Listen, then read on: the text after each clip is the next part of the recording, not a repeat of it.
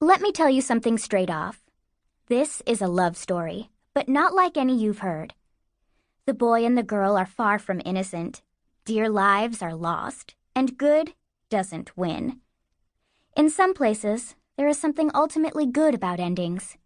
In Neverland, that is not the case.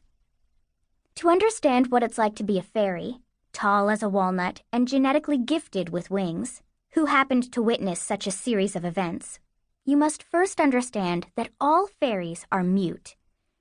Somewhere in our evolution, on our long crooked journey from amoeba to dragonfly to fairy, nature must have decided language wasn't necessary for us to survive. It's good in some ways not to have a language. It makes you see things. You turn your attention, not to babbling about yourself, broadcasting each and every thought to everyone within earshot, as people often do, but to observing. That's how fairies became so empathic. We're so attuned to the beating of a heart, the varied thrum of a pulse, the zaps of the synapses of a brain, that we are almost inside others' minds. Most fairies tune this out by only spending time with other fairies. They make settlements in tree stumps and barely venture out except to hunt mosquitoes. I get bored by that. I like to fly and keep an eye on things. That was how I saw it from the beginning. Some would like to call it being nosy. That's what my mother would say, at least. That morning, I was on my way to see about some locusts. They'd invaded and eaten all the good parts of a fairy settlement near the river, and I had never seen a locust before. I was flying along on a curiosity mission when I passed the girls in a manioc field. They were out cultivating the tubers. In the tribe, a woman's job. All in their early teens. Some of the girls were awkwardly growing but still thoroughly in their skin, with gangly limbs that expressed their most passing thoughts, while others were curvy and carrying those curves like new tools they were learning. I recognized Tiger Lily instantly. I had seen her before. She stood out like a combination of a roving panther and a girl. She stalked instead of walked. Her body still held the invincibility of a child, when at her age it should have been giving way to fragile, flexible curves. These were sky eaters, a tribe whose lives were always turned toward the river. They fished and grew manioc in the clearing along its shore. A sky eater wandering far into the thick, unnavigable forest was like a fairy wandering into a hawk's hunting territory. It happened only rarely.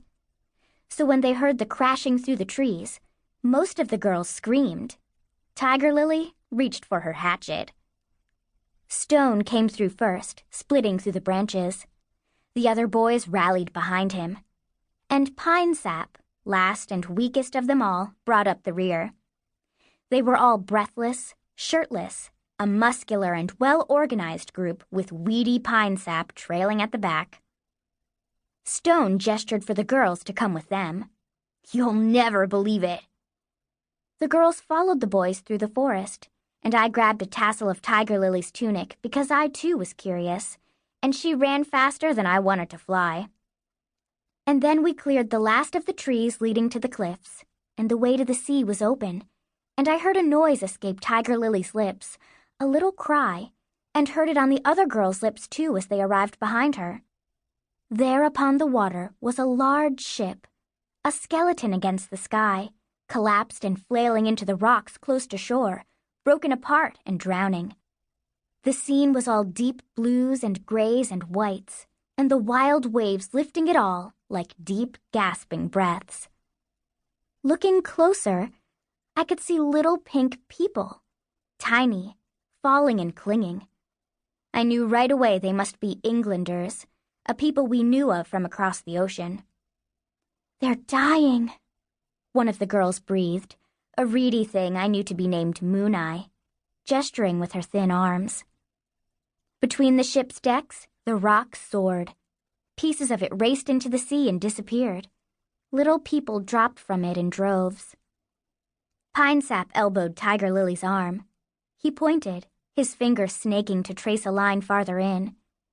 One little rowboat moved toward shore like a water bug, but we could see that it was caught in the breakers. It had only one occupant, a fragile figure, a lone man. He was making for the shore with all his might and getting nowhere. As we looked on, the waves buffeted him until finally he was knocked from the boat, though he somehow managed to cling to its bow. He looked to be as good as dead, but seconds later, he hurled himself back on board. The tiny boat looked fit to capsize, was half full of water already, and the man was not an adept seaman, constantly turning the boat broadwise when it should have been pointed vertically against the waves. Still, he rowed, and despite everything, and to our utter surprise, the boat suddenly lurched its way out of the breakers and into the calm waters by the beach.